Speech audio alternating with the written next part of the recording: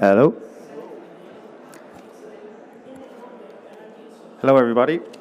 Good afternoon, and thank you. Thank you for bearing with me. My name's Ger Cowman. I am with Murphy Geospatial, and we're proud to be a silver sponsor here for the BIM Coordinators Summit. I want to thank Alfonso for being here and supporting us at the start, and to the whole team and the other speakers who've also had a challenging afternoon. Murphy Geospatial have been in operation in Ireland and UK for many years, and we're celebrating our 40th anniversary this Friday. We're a leading geospatial land surveying company and are committed to being on the forefront of the industry in the geospatial sector and beyond. As part of our GeoCert offering, so a bit of context, at the end of this there'll be a little bit of a video. The title might not be data governance, but it's more digital twin, and it's kind of boosting, the laser scanning capture, CDE, format schemas, and it's just kind of to raise all ships. Anyway, as part of our GeoCert offering, where we worked closely with a client, we undertook a lessons learned and discovered that some of their softwares in use could be improved with a single location. Many other people here have spoken about how the APIs are connecting and softwares are interoperable now, and this is of a similar vein. This was beyond the status quo of a survey company, and we found a new avenue to offer a solution to the client where one was previously unknown to them and to ourselves. As mentioned, considering interoperability challenges, our in-house innovation team developed several API connections from existing third-party software providers into a bespoke solution. This allowed the improved project insight, data governance, and improved the construction as-built process for them. Our intent was to close the gap between the PIM and the AIM, and then into a working immersive platform which could be considered a digital twin. When is the most advantageous time to BIM enable your digital twin? Like everything else, as early as possible. Hopefully our approach was enlightening and to show that the current softwares as a solution can be blended together to improve collaboration, data control and governance. The references that I do mention can be provided afterwards. And you'll see me over at stand number C4 afterwards. I was wearing a bit of equipment earlier that we use for this capture, just to say that multiple different laser scanning multiple laser scanning methods are possible for this, and that's what we're trying to focus, that laser scanning within a construction project might be seeming not timely, we don't have enough cost or space, but it's becoming faster and faster, and it has extra possibilities now you might not be aware. Move on to this one. What is a digital twin? There's a whole stand in here that will tell you exactly this in many different contexts. It's still a hard one to define, as there's yet to be an approved standard in place yet.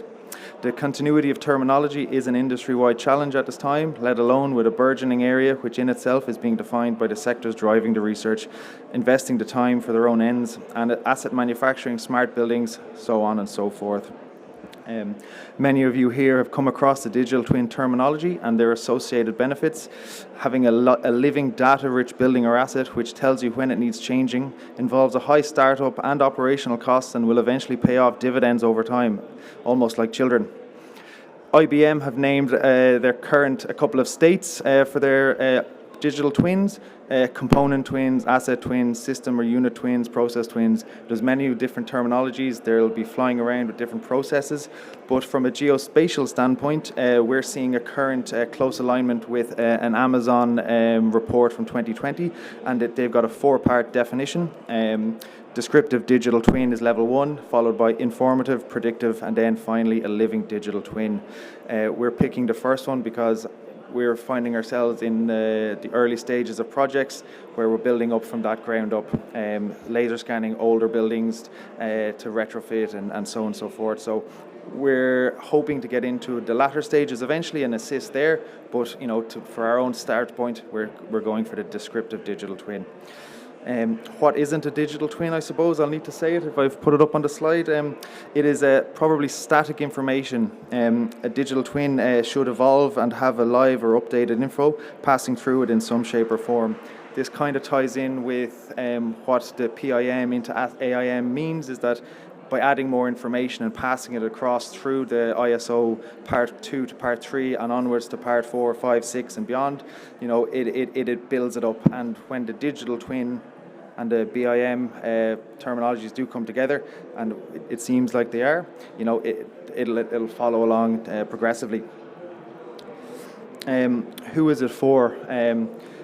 Just like everything new burgeoning thing, it's for everybody. Where they find a spot is probably the hard part. From a perceived current trend, the use of digital twins in manufacturing and live AIM models will see a huge growth in the coming 4 to 8 years. Markets and Market 2023 has stated a 61% increase into 2028. However, this does encompass many areas, but the impetus of growth is evident. You'll see around many of the different stages and stalls here, it's completely interoperable. Some of the topics are really passing across. It is really blending together. And from attending other conferences, the terminology, information and data use is overtaking. And this conference itself, and I have ran this past the organisers, it may be called the Information Coordinators Summit in a few years, because it is really pushing in that direction. And we have all experienced the shift from the building information model towards building information management. By better use of the data out there, it can be all feed into the information journey. As I referred earlier, our experience as a survey company has seen much emphasis on the PIM. It is best practice to move everything along, but as others have said, it's confined to the singular projects. There's that closed door at the end. It's moved on, and it's nearly like a starting process. But that isn't what is technically possible. The age-old discussion between project and asset life cycle is still valid. If the perceived starting point of a digital twin, which is at the asset stage, can be brought backwards, it will add more information along the life cycle, adding to the golden thread. Defining the digital twin as part of the AIM will give the asset owners a true digital representation of their digital asset, which will in turn add life cycle value through informed decision making. We have seen over the last couple of weeks in Ireland specifically this driver for change as part of the National Development Plan Delivery and Reform published 3rd of July. Amendments have been proposed to the Public Works form of contract, including price variation, mechanisms built, asset sustainability and BIM adoption. This growth driver hopefully provides the mechanism for informed decision making through the contract stipulation. And in Ireland, the contracts and what's actually required and isn't required is paramount. It is a dot at the end, and if it's not needed, why would you bother? If it is to be stated, more the better, and the information passes forward. The challenges are many, as everything, but just like with BIM in its early days, there's not a tangible cost saving just yet, and stakeholders are still unsure how to commit in the correct space. There's so many different ways to jump in, so many different levels, but Murphy Geospatial, we're, as we said before, at an earlier stage, and that's where we're a lot of people are coming to us to ask us for assistance to do this digital transformation. Again, earlier the better. And we'll move into what we've actually tried to do. The context is over. What MGS have theorized is that by better understanding the capabilities of whichever software you are using, you can get more value. By blending the physical and virtual world as much as possible at each stage as a solution to the improvements was the goal reached with our client above. However, to ensure that the information can be used through the project lifecycle, it must be interoperable and usable. As previously mentioned, there's so many different schemas and everything that do talk to each other, and people are unaware. To note, unknown to many, it's now more possible to bring these current softwares together than developing one from scratch. Not to say that the ones designed from scratch cannot cover your bases, but it's just an idea of understanding what you have, the strength in the softwares and the processes that you can. They can be modified without actually doing any major changes, and that's what we're trying to say today. We're at such an early stage. We're not asking larger companies to change what they have in place, but just to do a bit of digging inside and see how that it can be brought together to improve the whole process and improve collaboration and data governance is what I mentioned before.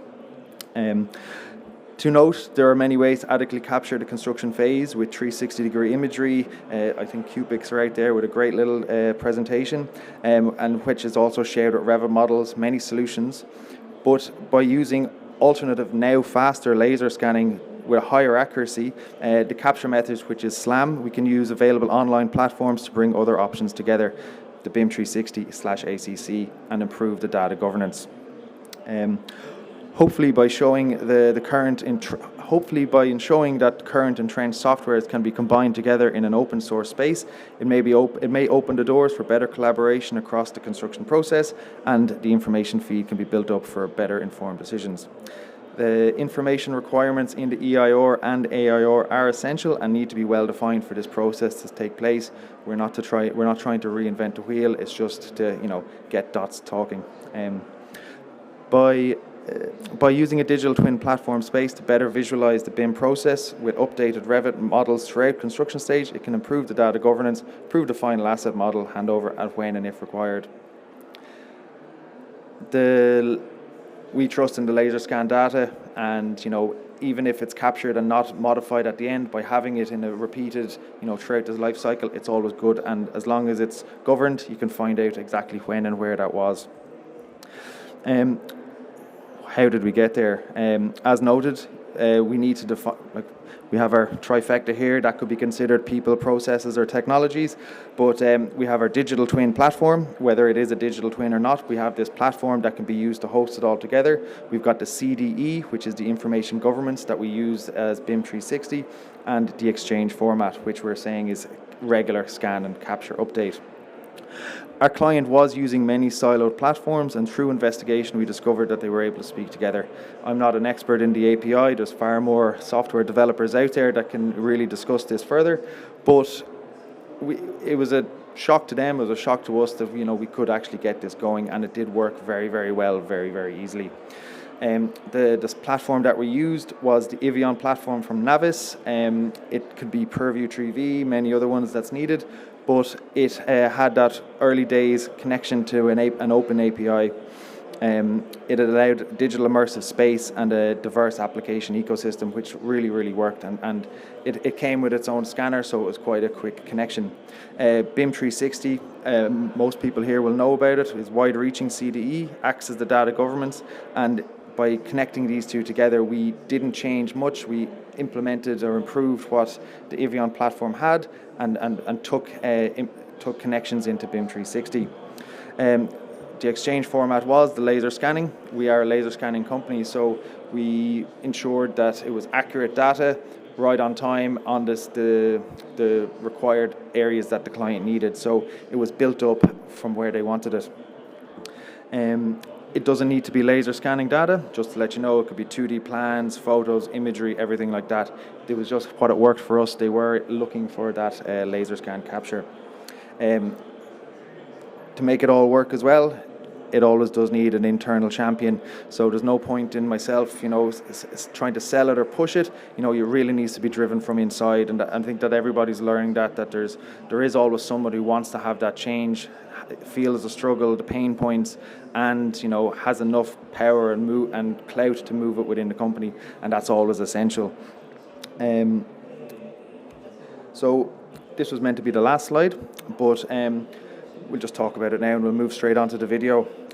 So why is it important? As I said at the start, it's not so much this exact process, but it's building up throughout this construction stage to get more laser scanning involved, get more collaboration outside of Revit into this immersive space, and to ensure that if the PIM and the AIM has to be eventually followed over, to build confidence in this stage and to make sure that it's done correctly. So the next little video, I'll just press play and I'll kind of rush through it. The aspect where the connecting of the BIM 360 is in there in the middle, and I can show you probably an easier way over on the desk, because it does just go a little bit too quick. Let me just... So if we consider the start of this video as the final up-to-date or the design model, which has been captured or on completion, it can only show that small snapshot, and it is the most common way of capture. They do a design model versus an as-built and they see loads of changes. It's too much to change, so why would we bother update? But what we do hope to improve is by bringing it further back into construction stage.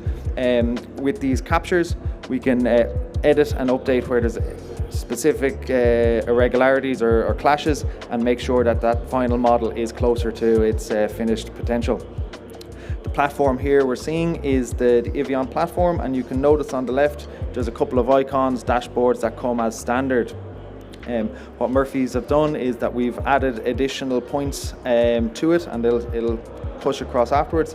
There's 3, so I've gone a bit fast. So you can see here we've brought the Revit model inside. You can toggle between different versions. You can do very, very simplistic visual kind of checks, turn on and off icons, and check for information within that model.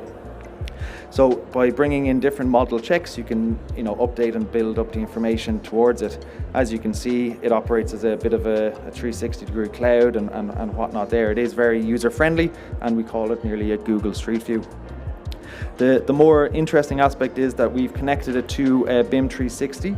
It comes across and it has its own issue tagging tools, but we have developed them to align straight into the CDE. And it'll just, so it takes the pictures, it takes the point, it takes the time, description, everything that goes across that's into the other software, and it brings it across quite easily. I do believe that it does jump back and forward, so even it's all through the same security parameters, so it's not like that any information can be lost. It doesn't bypass anything there. You do need to have the BIM 360 connections. So once the tags and issues, however you may find on the regular updates, once they're across to BIM 360, that's where the data governance comes in. Your regular site manager can pick up issues here, compare it with the design models, but be sure that the laser point cloud is in the background with this. BIM 360 here.